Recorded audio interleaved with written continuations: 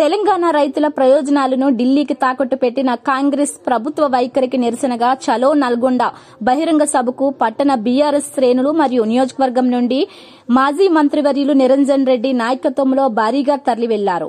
ఈ సందర్భంగా జిల్లా పార్టీ అధ్యక్షులు గట్టు యాదవ్ మాట్లాడుతూ 10 ఏళ్లుగా కేసీఆర్ ప్రాజెక్టుల హక్కులు కాపాడి రైతులకు న్యాయం చేశారని, కానీ కాంగ్రెస్ వచ్చిన 2 నెలల్లో కృష్ణా జలాల హక్కులు కృష్ణా రివర్ బోర్డుకు అప్పచెప్పి రైతులను నిలువున మోసం చేసిందని ఆరోపించారు. కాంగ్రెస్ ప్రభుత్వం చేసిన మోసాన్ని ఎండగట్టడానికి బీఆర్ఎస్ పార్టీ భారీ బహిరంగ సభ ఏర్పాటు చేసిందని అన్నారు. నదిలో మహబూబ్ నగర్ జిల్లా నీటి వాటర్ వెంటనే